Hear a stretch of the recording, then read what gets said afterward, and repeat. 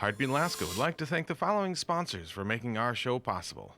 Brown's Electric. Thank you, Brown's Electric, for your generous support. Heartbeat Alaska is also brought to you by Frontier Flying Service. Thank you, Frontier, for getting Heartbeat Alaska airborne. Heartbeat Alaska is made possible by Kupik Carlisle Transportation, your full-service transportation and logistics company.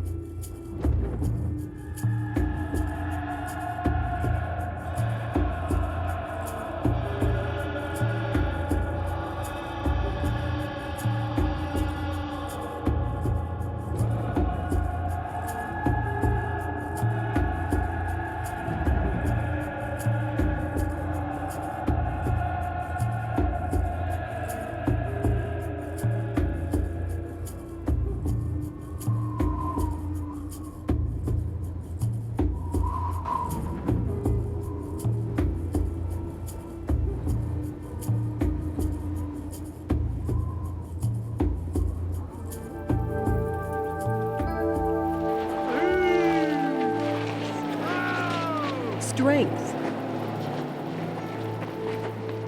Gary, you'll be okay. Courage.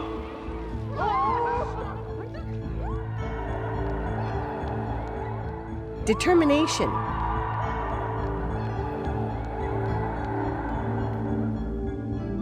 Knowledge.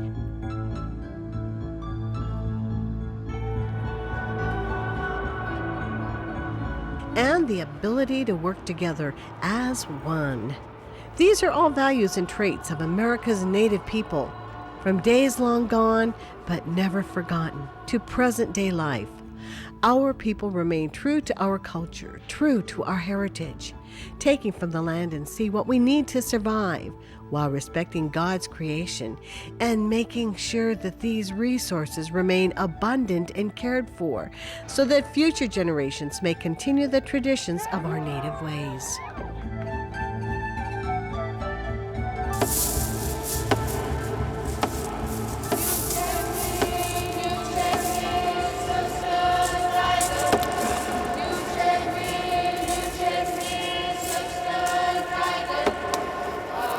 Through the centuries, our native people have persevered, overcoming nature's wrath, providing food and shelter for our families, coexisting with others, economic struggle.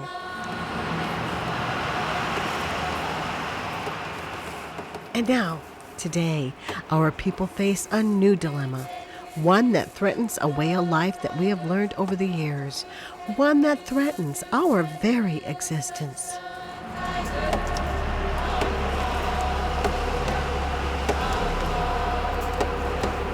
But before I share this with you, first, let me tell you about our past. It's a past that we are proud to say we have survived. It's a past that will forever remain our legacy.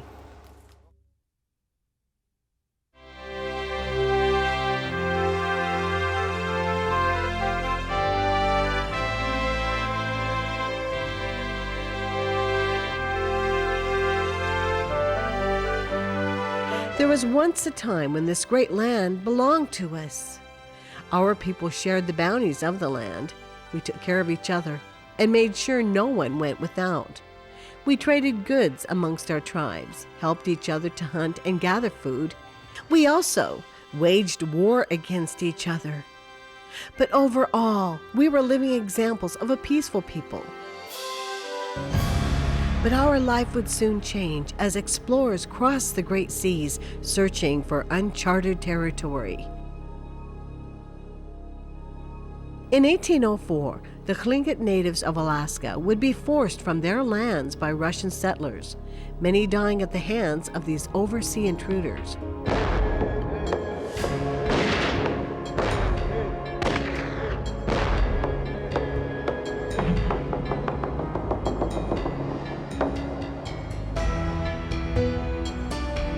In the 1800s, Native Americans were pushed onto reservations, and they were forced to make treaties which the U.S. government violated again and again. In 1838, thousands of Native Americans from the Cherokee, Choctaw, Chickasaw Creek, and Seminole tribes were forced to leave their homelands on an 800-plus mile march to Indian Territory known as Trail of Tears. Thousands of Native Americans died on the trail due to disease, exposure, and starvation. Today, only a handful of reservations exist where major tribes once flourished.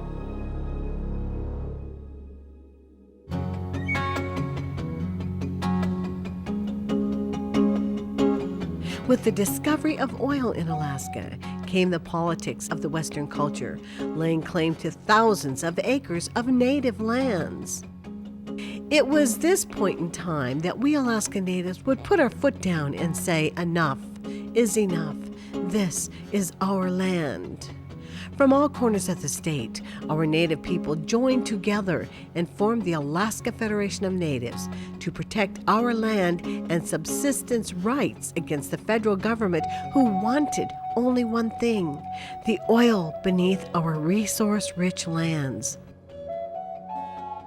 ANCSA, Alaska Native Claims Settlement Act, was the vehicle chosen by Congress to acknowledge the Aboriginal land rights of Alaska Natives that had been lost. And with ANCSA, we were entitled to the selection of lands within our traditional areas that were of traditional interest, traditional use, and we were given some compensation for lost rights. Well, there's a lot of debate and interpretation about the Alaska Native Claims Settlement Act and how it came about and how we were able to adapt and fit into these corporate structures that the Congress enacted upon us. You have to think about what happened to Alaska Natives. Congress passed a law that forced them into these corporations. They're represented by the corporations. It's what we call a forced aggregation rule. They didn't have a vote in it, they were just put there. There's good and bad. You know, we had to really work hard to understand the corporate structure and compete in the global marketplace.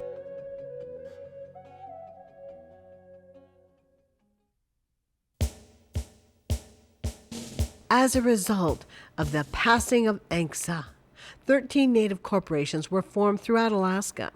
Corporations that today have become a huge force behind the economies of most rural communities, providing shareholders with job opportunities, dividends, scholarships, and other opportunities that may have otherwise been unattainable. Rather than a reservation system that's owned by the government and held in trust by the government, Native corporations actually own land, they own assets, and they're able to utilize those for the benefits of its shareholders. So it creates a much more dynamic environment than often what you see in reservations in terms of a stagnant economy with very little opportunity. It's important for you to look at the difference between the Alaska Native Claims Settlement Act and the reservation system of the Lower 48. This is a new model that was created in the early 70s, and it had never been done before. And it is a land claim issue, and it was set up with a corporate model. Well, you have to imagine that the Native people at the time, they were not ready to operate these corporations on a corporate model.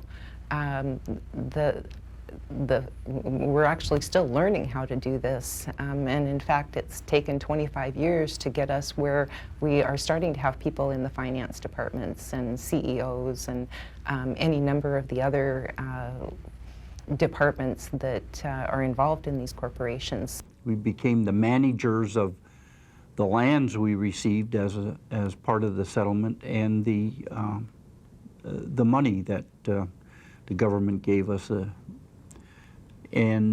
Our purpose was to take those resources and invest, develop natural resources off our lands, and through that process provide benefits, dividends to our shareholders. The intent of the corporations is to become an economic development model for the Native peoples, because most of the people do live in remote rural areas. In our region, that there are 7 tribes, 4 of which are in remote communities that are only accessible by boat or plane. And these are small villages, Tutitlik, Chiniga, and so forth. So the corporation itself is meant to provide jobs, meant to provide dividends, this type of thing, educational opportunities.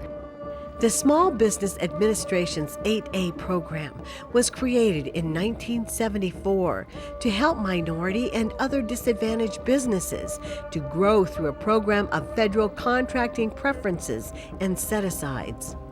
Through the 8A program, eligible firms can be awarded government contracts on a sole source, non-competitive basis. Alaska Native corporations are eligible to compete for these sole source contracts.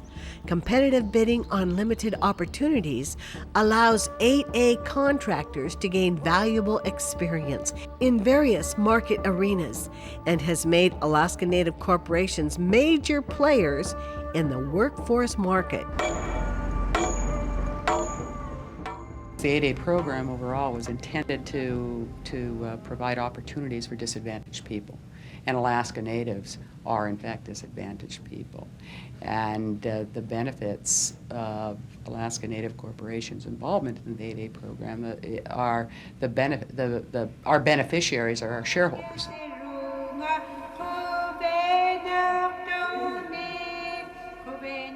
And in our case, in Nana's case, the majority of our shareholders are still living a very traditional lifestyle in a region that has very limited access, very minimal infrastructure, and so the avenue that is available for us through the 8A program allows us to go off and strive to be successful in business and bring the benefits of our business activity back to our owners, the shareholders of the Alaska Native Corporation.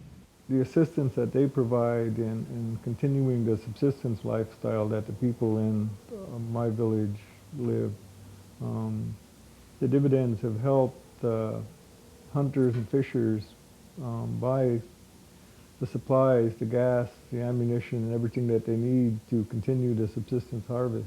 The SBA 8A provision is the missing link of the Alaska Native Claims Settlement Act. It does allow a Native corporation to participate in an extremely meaningful way in government contracting. And what is so admirable about it is that it allows a corporation like Chugach to create subsidiaries with a specific expertise and to become really good and be recognized throughout the industry and to be in demand. And so it's not simply a government program where the corporation is being subsidized and giving nothing in return. Instead, it's more like a subsidized startup. Under the SBA's 8A program, small businesses are able to compete for sole source contracts up to $3 million. Native-owned 8A firms and Alaska Native corporations have a unique status in that they are not subject to the $3 million limitations on sole source contracts applicable to other 8A firms, allowing Alaska Native corporations to compete for larger contracts.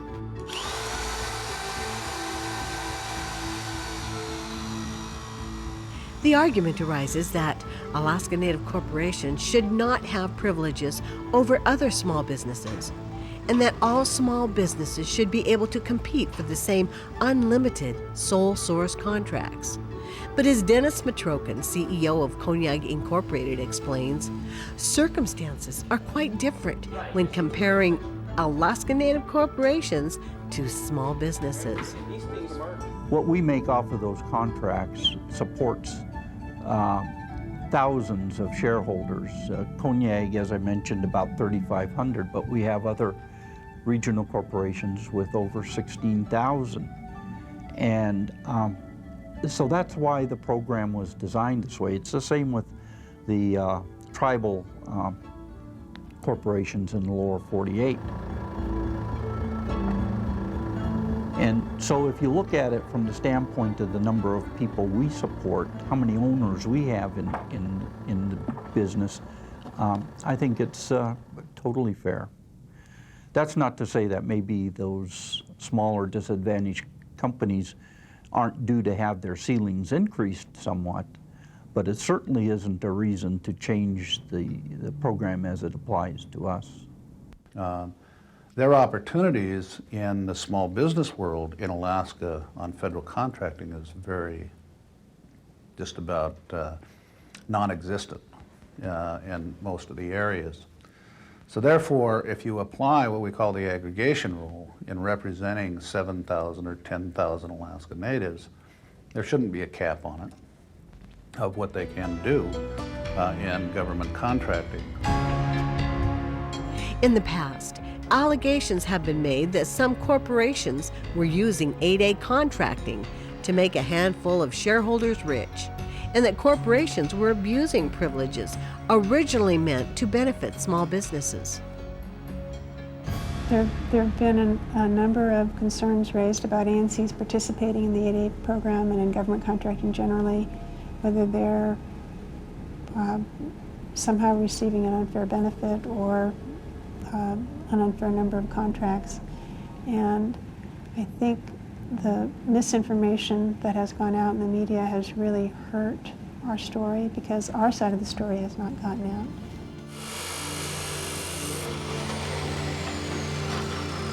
And I think it's important to realize that Native American contracting is a very small piece of the overall 8A contracting pie.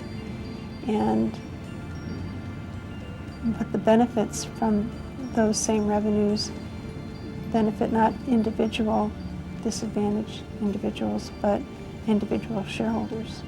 So the benefits that flow through ANC companies benefit many more. Since participating in 8A contracting, Alaska Native corporations have seen shareholder unemployment rates decline and a growing number of shareholders pursuing higher educations. Okay, and this should be in your writing section. Turn to organization. What 8A has added is added an element of additional revenue for these corporations that allow for more contributions into the nonprofit areas where people do need the help, and mainly in education. I was able to go back to school full-time and obtain a degree in organizational management. Got my bachelor's degree from APU. I'm beginning my master's degree program at Seton Hall University. I'm going to be getting a Master's of Arts in Strategic Communication and Leadership. It's a mouthful. I've received scholarships from Chugach for going on 3 years, and EAC Corporation, this will be my second year, hopefully. And I've also been able to participate in the internships offered by Chugach, which has been a really great experience. You know, on one hand, we're providing money to help our shareholders go to school to develop skills, and that at the same time, we're building corporations that create opportunity for them. I've learned a lot, and it's definitely helping me. I think it's putting me ahead of the rest of my class. It has given me the career that I've always dreamed of and a future that looks pretty promising. Although I really see that it's a fairly long cycle. This isn't something that can take place in a period of a year or two. We've been providing scholarships for the past decade or more, and we're just now starting to see skilled professionals that have been given the opportunity to gain experience and then to be able to contribute in a valuable way to our 80 subsidiaries. For many shareholders who choose to go to college or a technical school, The benefits of scholarship programs made possible through 8A contracting are priceless, since most rural communities rely heavily on subsistence economy. But what about those shareholders who choose to stay in their village and continue a subsistence lifestyle? How does 8A contracting benefit these individuals? On one hand, we're talking about people that are going to a university and learning an advanced skill and moving off to where we might have a contract. But we have a large base of our shareholders that like the native lifestyle, who grew up in a village and have no intention of ever leaving that village. And I see that the 8A program is important there as well, because it creates an opportunity to pay a dividend. And while the dividends, when you compare it to someone's annual salary, it may not seem like a whole lot, but when you're living a subsistence lifestyle in a rural village, even a few hundred or a few $1,000s a year can make a big difference in their ability to maintain a quality of life out in these rural areas. For every job that we're able to complete successfully inside of this structure, it benefits our people in many different ways. I'm an excellent example of how those benefits translate. Not only were the monetary benefits of participating in the program go to support the education foundation that allowed me and supported me financially through college, but has also opened up employment opportunities. I currently manage an 8A construction company for Arctic Slope Regional Corporation. And we have a number of different opportunities throughout the country and even jobs internationally. We've been able to marry up a particular opportunity with what we call the FPSP project. These jobs are very short in duration, so they're anywhere from a week to 3 weeks long. And they're always outgoing, they're throughout the world, there's a lot of travel involved, but it gives our craftsmen the opportunity to pick and choose when and where they go so that they can continue to participate and contribute in the subsistence economy. That's something that has not always been afforded given the economies of our communities being so small and not having that kind of freedom for employment. Looking over the 30 years or 35 years since ANCSA passed, there's been a tremendous amount that the corporations have been able to do in making changes in Alaska Natives' lives. And those being, again, both social and economic changes where people have the ability to get jobs through Native corporations.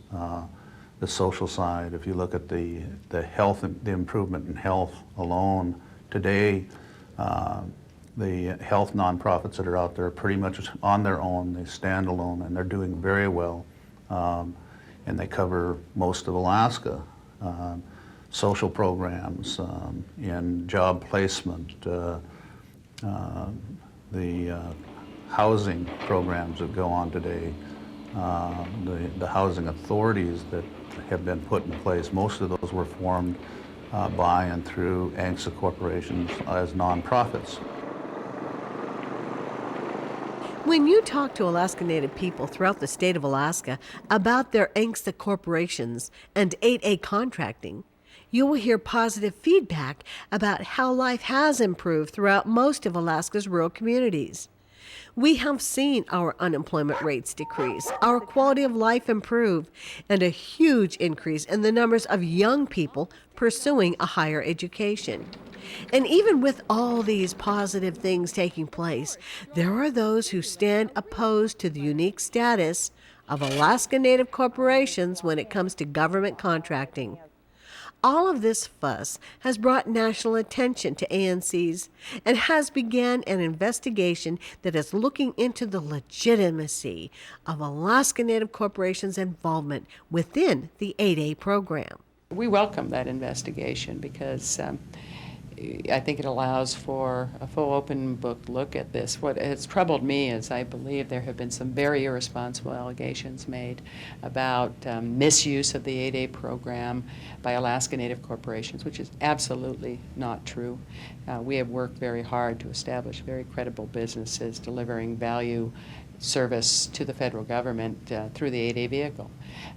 Where 8A vehicle was established for very legitimate reasons, and Alaska Natives' ability to participate in that program is very much consistent with the intent of Congress when it established the 8A program. And so for me and for NANA, we welcome that investigation because we believe it'll expose the truth. I think in regard to any investigation or review of the corporations, that I would say I would welcome any kind of review, in that I'm very proud of our corporation, both our shareholder base, our board of directors. I think we have an excellent board of directors that are working very hard and really care about the people.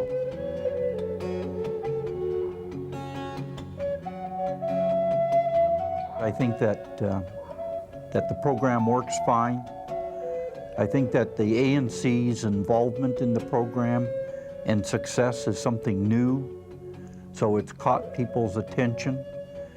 They aren't well informed on the situation, and I think that that's our job, is to inform and continue to operate successfully and within the boundaries of the program. This 8A program is a good thing. Of the different programs that the federal government has established to benefit the Native people, the indigenous people of the United States, this program is a success, and we need to support it and make it better. Eventually, I'm hoping that not only will the criticisms go away, but in fact, the contractors and Congress will end up strongly supporting the program, because we, given the opportunity, we can perform as well as anybody else.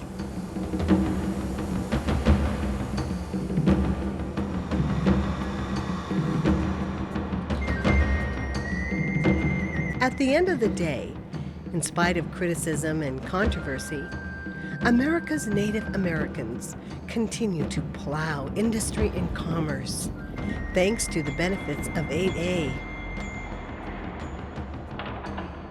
We're regaining the ground the past years have stolen and catching up with corporate America. 8A, it's working. We're contenders and proud of it.